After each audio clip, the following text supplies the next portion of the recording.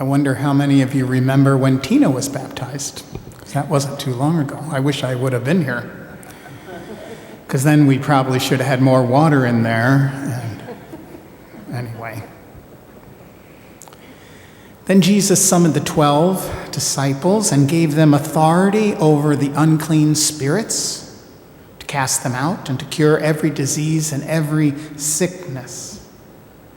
He said, as you go, proclaim the good news. The kingdom of heaven has come near.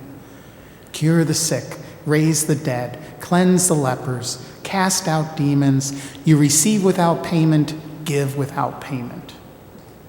If anyone will not welcome you or listen to your words, shake off the dust from your feet as you leave that house.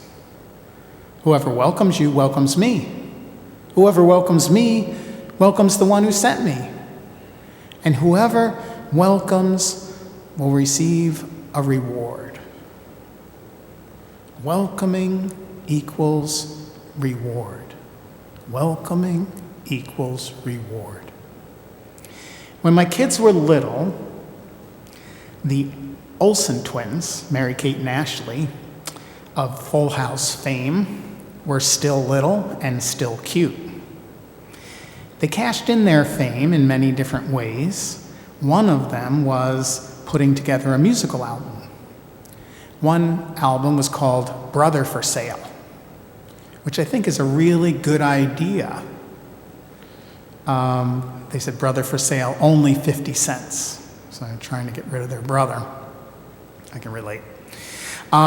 It was actually a pretty good little kids musical album. One song I particularly liked was The New Kid.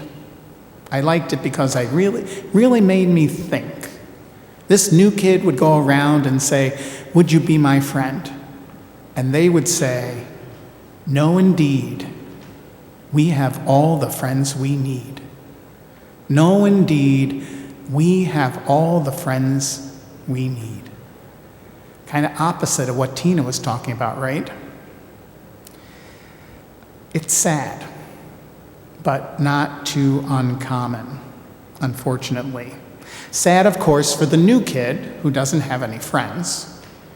Sad for the others, because they won't benefit from the new kid and all that the new kid will bring to a friendship.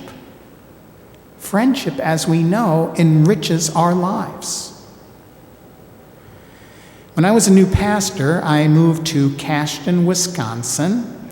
Population, I think, was about 800 people. I didn't know anybody. It was my first call as a pastor. I had 4 open country churches, and I lived in town, and a block away from me lived another pastor who had the church in town and 2 open country churches. He also was an ELCA pastor. Between the 2 of us, we had 7 churches. Pastor Blaine Johnson taught me a lot. He mentored me.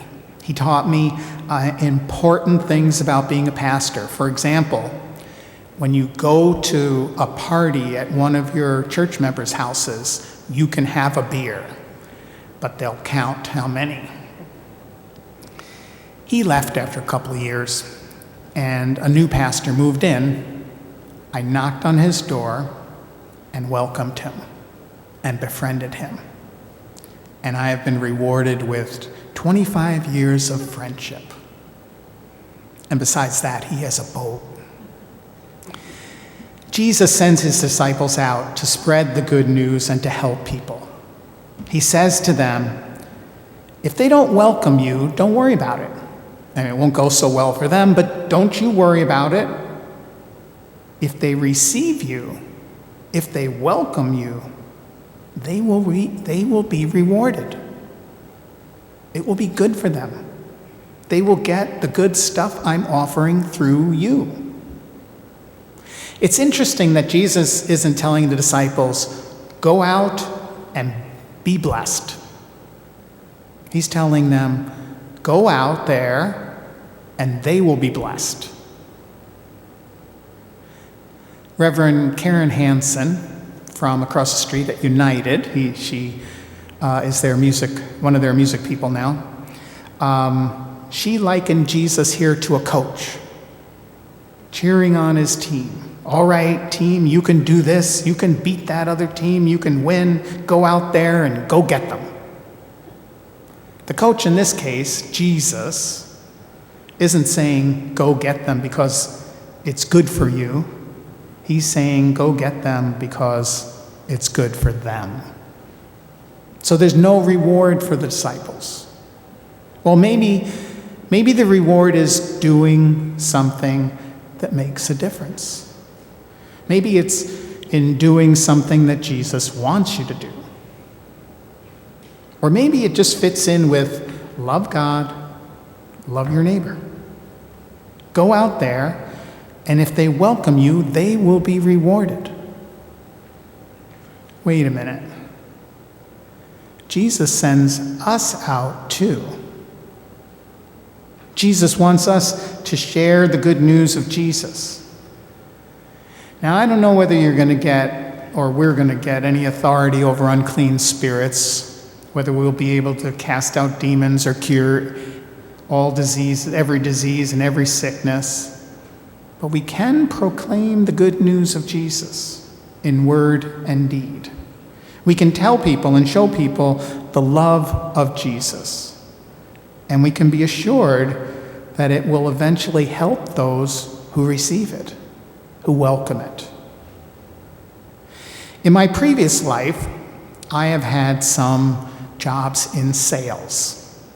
The sales managers always emphasize how much money we would make in a deal, in a sale, how much we would benefit. They didn't talk much about what it would do for the other people we were selling to. The big thing is what we would get out of it. Imagine if you were able to offer people something that was really good for them without being concerned with what was in it for you. Wouldn't that be fun? Wouldn't it be fun to just enjoy seeing people better off than before? I always wondered what it would be like to be like Ellen, the TV show Ellen. She gives away all kinds of stuff. She enjoys giving stuff away because she has so much. That's how we are, right? We can give away God's love and forgiveness and fellowship because we already have it. And we have so much. Jesus says, whoever welcomes you welcomes me. Whoever welcomes me welcomes the one who sent me. Whoever welcomes will receive a reward. May the peace of God that passes all understanding keep your hearts and minds in Christ Jesus.